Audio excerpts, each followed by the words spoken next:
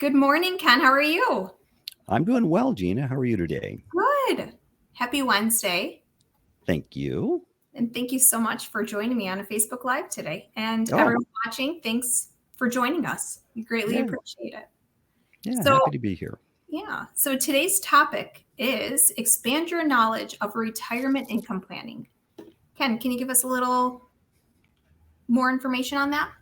Yeah. So, previously we talked about retirement income, Mhm. and, there's a lot to it. There's many different examples and ideas out there. And so we talk a lot about the basics of it.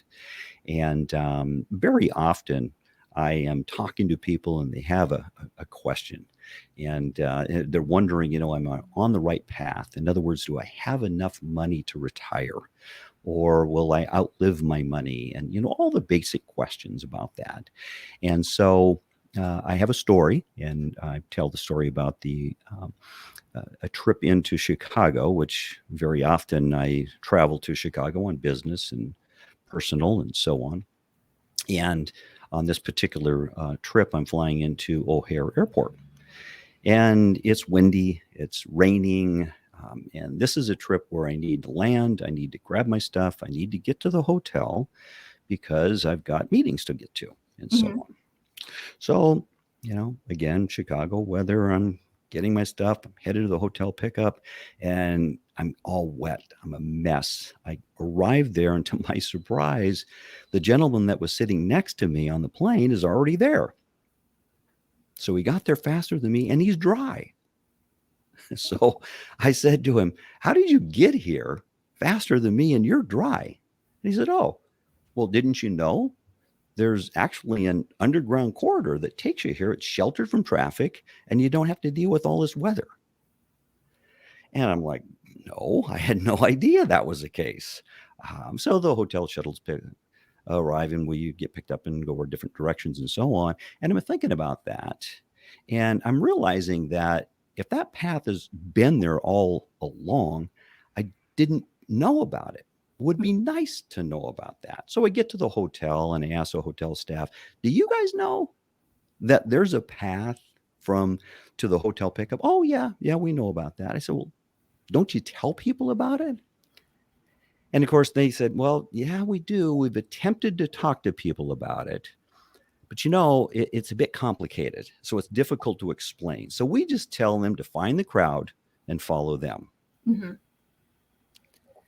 And so, related to retirement planning, very often we do what everybody else is doing. We follow the crowd, talk Mhm. to our neighbor, our barber, someone at the restaurant, brother in law. And so, here it is. That's very often what happens when we think about our financial planning. And for high net worth people, it's a bit different. And so today we'll take a deeper dive into what do those that have higher net worth or business owners, what are they doing for strategies and so on from there. Fair enough? Very, I just love that story. It brings things to a whole different perspective. But Well, I tell the story because it's very innocuous. I mean, Mhm. this happens a lot. It just by default, we're doing what we think is right because we don't give it that much more thought. Mhm. And so, as we get into the discussion here, the whole idea of putting together a financial plan really requires you take a realistic look Right. at your retirement. You Mhm. just take a look at what retirement would look like, and of course, what it would likely cost. So you have some sense about what that is, and that's going to be personal for everyone. Mhm. Okay. And so that's where there's a division, if you will. That's where you begin to, well, I should do something different than the neighbor or others. And it requires really a vision of Mhm. retirement. What does retirement look like to you? And what would that retirement lifestyle be like? Yeah.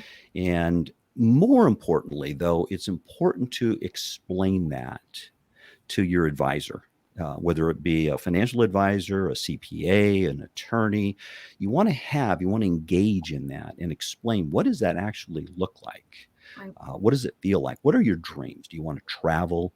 Are you going to get into hobbies? Mhm. Are you going to do volunteer work? And again, so it's going to be different for different people, but there are some common themes that are associated with it. And one of the common themes that we begin with is just the growth potential. And here's the rub, especially when we're in higher inflationary environments like now, is that we need our assets to outpace inflation. So our growth assets need to create a return that is an actual return. In other words, we're growing it, not just keeping pace with inflation. Mhm. So we want to outpace inflation. Why? Because it needs to be on a trajectory to be worth more in the future. But we have to balance that growth against the risk of just excessive volatility and actual Mhm. loss of principal. So that's theme number one. We want to be able to have a strategy that's associated with that. We also want to have predictable income. Now we know we're getting into Social Security for some people, pensions as well. So those are nice. And that's part of the plan. But here again, with this predictable income, we may need to tap into other income, our 401ks, Mhm. Mhm. our IRAs.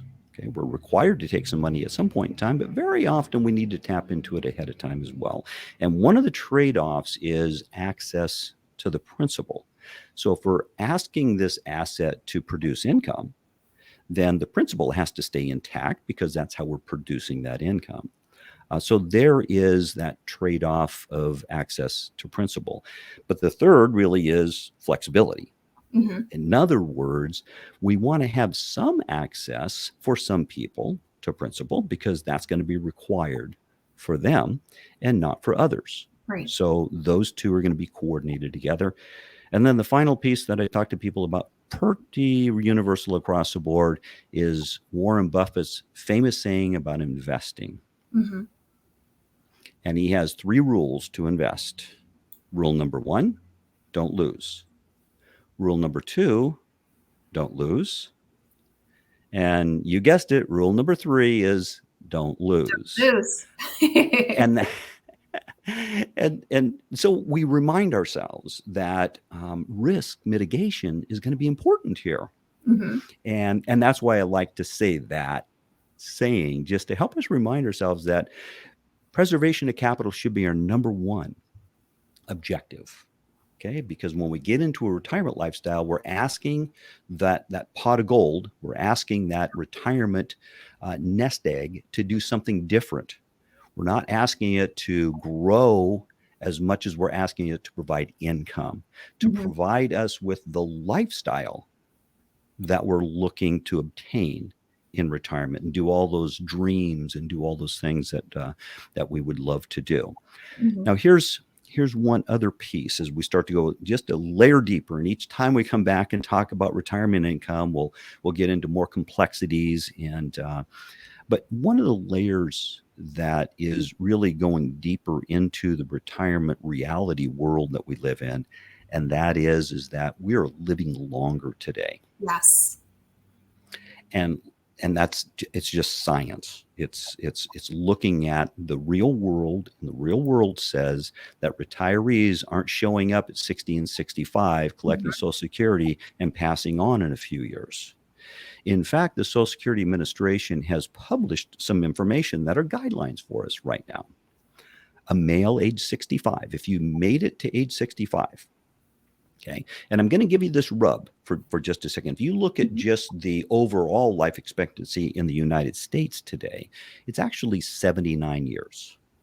Okay. Now that surprises some people because they've got parents that are living in their 80s, 90s. Right. And so they ask, well, why is it 70? Well, that's all life expectancy. So that's those that have died at birth, those that have died because of drug overdoses Mhm. and crimes and things like that. So they're all lumped together for 79. But the Social Security Administration says if you made 65, then your average life expectancy is 84 for a male. And for a female 65, it's 87. Mhm. Mhm. And if you've made 70, then the males on average will live to 85 years, females 88 years. And here's the rub to that. That's an average. Remember, that's the Right. midpoint. So half the people live longer and half the people die sooner. Mhm.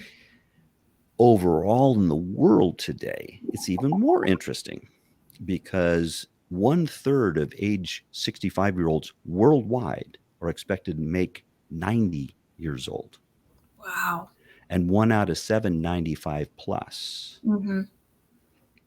One other quick little statistic there too is that the fastest growing age group is 85 plus year olds. That is wild. Isn't it amazing? Yeah. And that's a risk, which is a welcome risk, right? Because we all want to live longer. Right. Right. But it's also one of the challenges of having a successful retirement strategy. Mm-hmm. And one that we want to, many of the engineers, and I work on the Space Coast, so these guys are putting man in space and putting rockets up daily, and so they talk about a vector. If you make a mistake early on, it's very not even noticeable, but as time goes on, it becomes more and more noticeable. And the issue with that is that not recognizing what a realistic life expectancy would be early Mm-hmm. in the planning stage, ideally at age 50 or 55, by the way, but certainly by the time that you've triggered that retirement event, might be age 60 or 70 or whatever it is, then you want to be very focused on the idea that life expectancy is going to be one of the challenges. Now, that's good news, really, for most retirees, because why? They've got more time to do the stuff they want to do. Which is what? It might be reading books. It might be gazing at the stars. It might be traveling around the world. It gives you more time to do those kinds of things that you really, someday I'm going to get to that. And now that bucket list starts to show up and you start checking off that bucket list and so on. And that's really what a retirement lifestyle is all about, is you doing what's important to you in that. Now, that's the good news. But we have to balance that with the life expectancy we talked about, but also there's more opportunity for healthcare costs. Mm-hmm. We find then that what happens is that we've got longer life that requires more kinds of things that help keep us alive. 30 years ago, they were just doing, routinely doing open heart surgeries in today's world. But 30 years ago, that was like, wow, that was a big deal. Right. And now people do that, a lot. They have their, and that expands the life expectancy. But it's not only the healthcare costs, it also gives us then this idea that we may run ourselves out of money. Mm-hmm. And how do we, work with that? Well, that's part of what we'll talk about here in a moment is that we'll get into some strategies that people just don't know. Even very wealthy people, higher net worth people. Mm-hmm. But I learned a new saying, and I want to repeat it again here. It's called YOLO. I love it. YOLO. You only live once. Yeah. Right. So it's a great little way to say, look, with all these headwinds that we've got, all these challenges that we've got, today's the day. Today's the only day you really have. Yesterday's gone and tomorrow's only a promise. So, go after those dreams, those things that are fun, that give you life and zest for life and so on. So there you have it. Just kind of setting up the whole idea of what this retirement might look like. Let's dive then into the whole idea of working with a higher net worth person. So when I'm talking about a higher net worth person, they may be a corporate executive, they may be a doctor, they have high income, and they want to turn that high income into a retirement life. Mm-hmm. And what would that look like? And very often our business owners are going to be also in the same category. So what we're talking about is folks that are working. Our average client within my practice is somewhere between $1 and $3 million. And the higher net worth is going to be somewhere from 5 to 10 million and on up. Okay. So in this scenario, we really have there's more complexity to financial planning for them. And they have very often a very unique set of tax challenges. Why? Well, because they make a lot of money. Yeah. And the tax man cometh in all directions. But what we find in a common theme is the executives, high net worth individuals, own real estate. Mhm. Many business owners own real estate. They might own their own buildings and so on. So we're going to dive into that. They're going to also be the type of person who is going to get Social Security, Mhm. right? They're going to be eligible for Social Security. They Yes. they very often may have a pension Yeah. from a previous employer, or they've created their own pensions. And so now we look at a specific situation where there is some investment real estate in place. And it might be commercial real estate, it might be houses, a real Mhm. estate portfolio, and so on. And so they come and they say, well, I've got these sources of income, and I also get income from my real estate. And so I'd like to retire, or I'd like to, kind of step away from the business, or I'd like to formally retire from my employer, and I put together all these different kinds of income. And so now what happens is that we're trying to get away from work. And when you own a real estate portfolio, I'll tell the story about a client who owned several homes. Uh-huh. And so he had a net income from real estate. Mhm. And in this particular case, he's retiring. But how do you retire from your real estate portfolio Yeah. when you're the person who collects rents, and you deal with, as the old saying goes, you deal with tenants and toilets and trash, and it's all this kind of thing going on. So how do you travel the world and still take care of somebody's problem? Mhm. So they're managing their own real estate portfolio. And so wouldn't it be, a heck of a lot nicer if we didn't have that burden in there, but still had that income? Yeah. So what's the solution? Well, sell it, right? I want to Mhm. sell my real estate, Right. and I'll take the proceeds, and then I'll invest that, and then I'll get this return on it. Wouldn't it be great? And so, and that's called just monetizing the asset, right? Well, there's a problem that shows up, and that problem is called taxes. The It's good called old taxes. Yeah. It's called capital gain on that portfolio. So the example that I'll give is working with a client who had a portfolio that was north of $1 million, so like $1.2 million, something like that. And so he came and he said, well, I've got this issue. I want to sell, and I've got a buyer for all of it. And I want to talk about how I can save on my capital gains taxes. And so I said, well, tell me a little bit about. Well, I've owned it for a lot of years. They're completely depreciated. So, that part's over with now, and really helped me during my high earning years. But, now that's not such a big deal. And I'm just Mhm. living off the net return and so on. And I said, well, it seems to me that you have not only a capital gain problem, but you have a tax problem that is about 50%. Well, the reaction that you got right away is like, what are you talking about? The highest capital gain tax is 20%. I said, well, capital gains at 20%, you're going to be subjected to. But there's this thing called recapture of depreciation. And that in the tax code is 25%. Now, you also have an income that subjects you to what I call the luxury tax, high net worth or high income tax.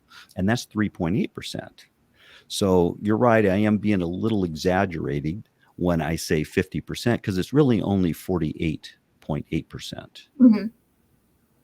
And he's Wow. like, we had a laugh. He said, what are you talking about? 48.8%? Yeah, you might as well call it 50%. Yeah. What's going on here? And so that was an example of someone who has a high net worth, about $8 million, Mhm. but does their own taxes, does their own advice, kind of researches themselves, and kind of goes through this whole process, and had no idea that this kind of tax problem was in his future. Right. So we got down to talking about what some of those solutions are.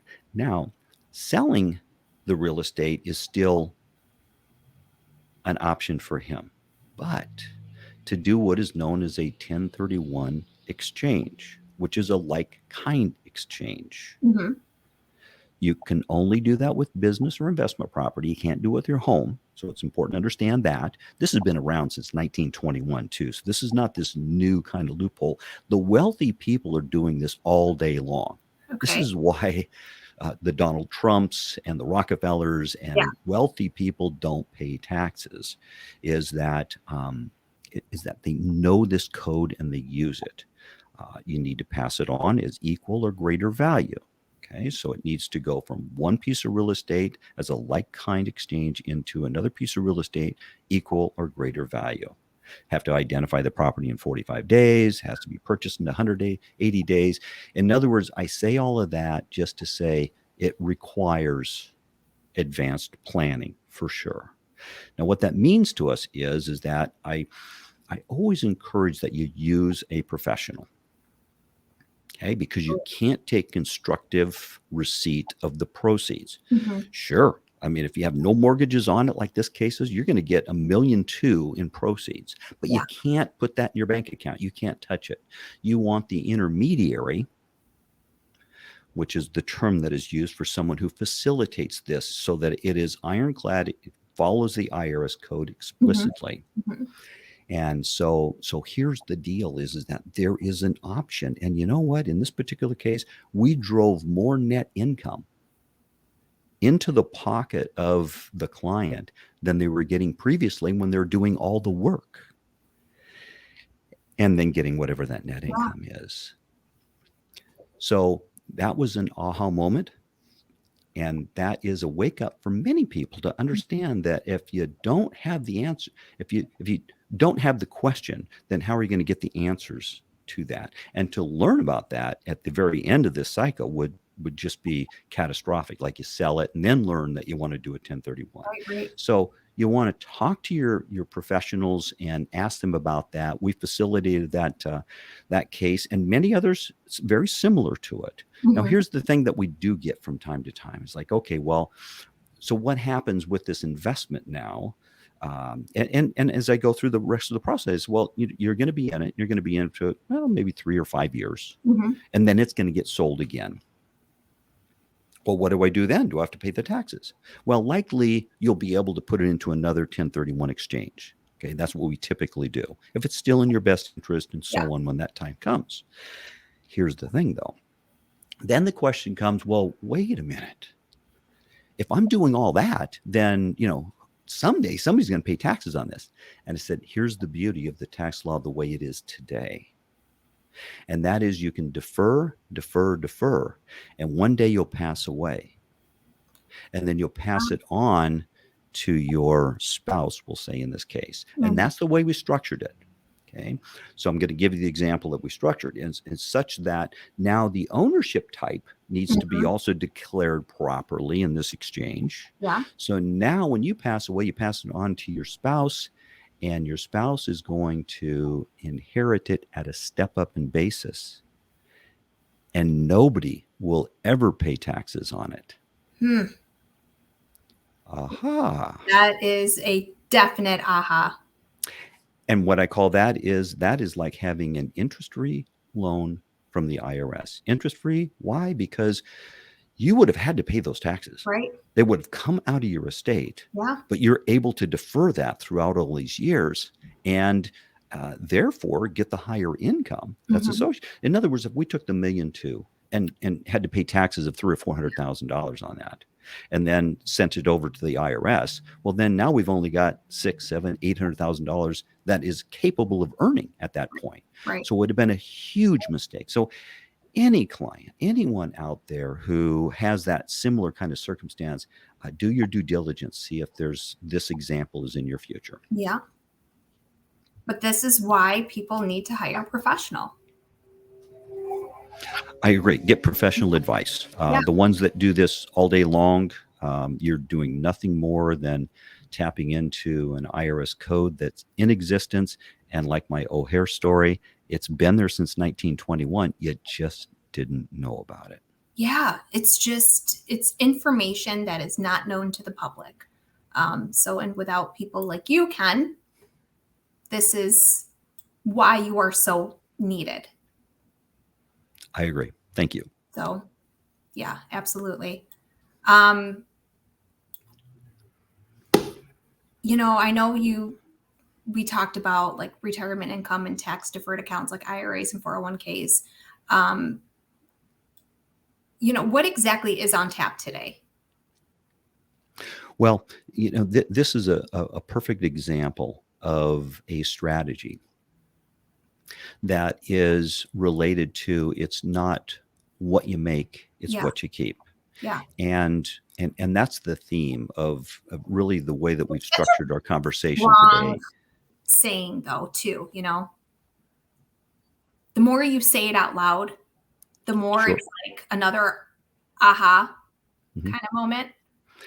That's exactly right. So, for most people who have done a good job of saving Mm-hmm. and done a good job of preparing themselves for retirement, what we're going to do is we're going to take a look at the circumstances of that retirement Mm-hmm. and match up cash flow needs with the greatest cost associated with growing income and taking income.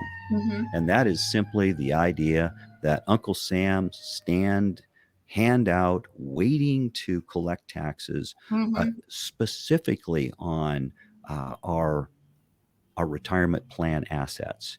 And so, as we get into the next segment, we'll get into some more nuances. Of course, one of Yeah. my favorite conversations is talking about a Roth IRA conversion, where we specifically get into that. And then, of course, some of the healthcare costs are going to start to show up in the future. And I've got a great example to talk to people about being able to mitigate healthcare costs in retirement.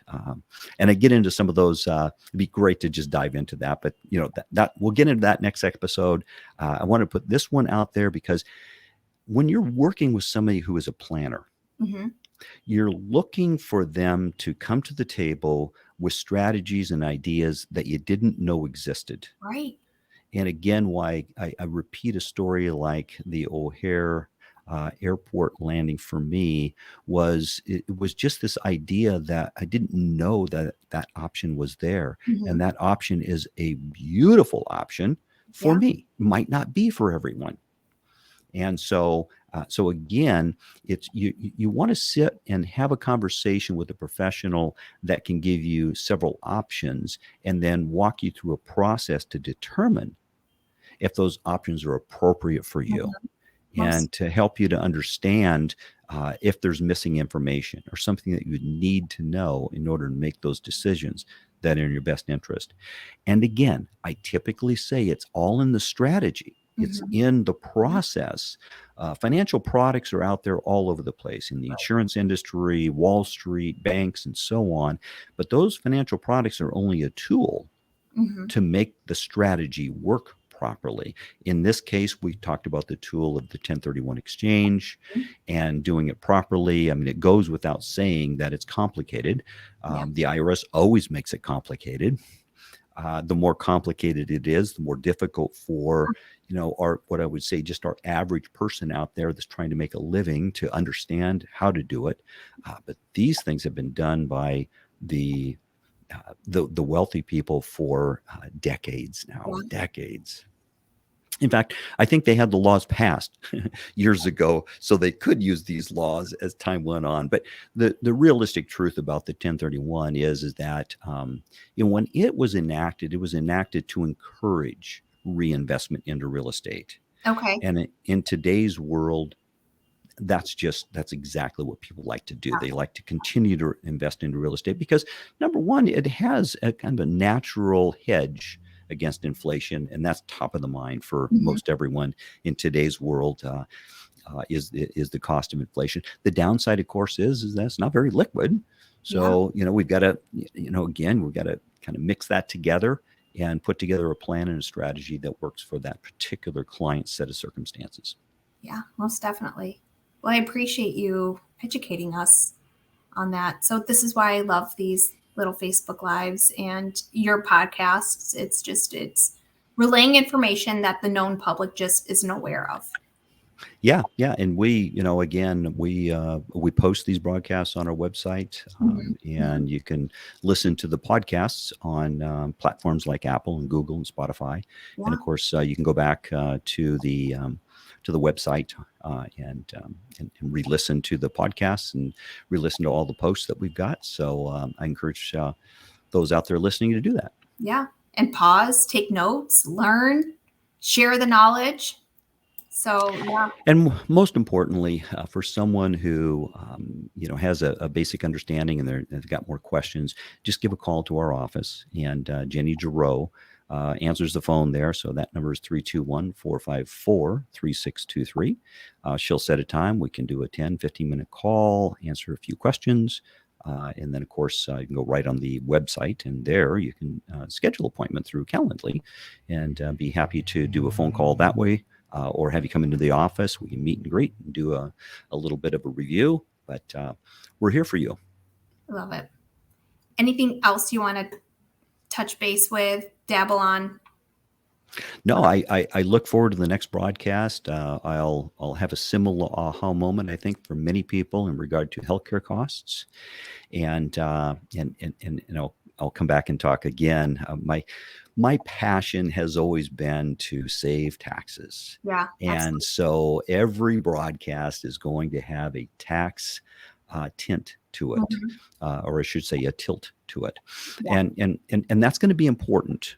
I think everyone, you can walk down the street and talk to 100 people and you get high 90s that will tell you, yeah, taxes are going up in the future, or some rendition of that.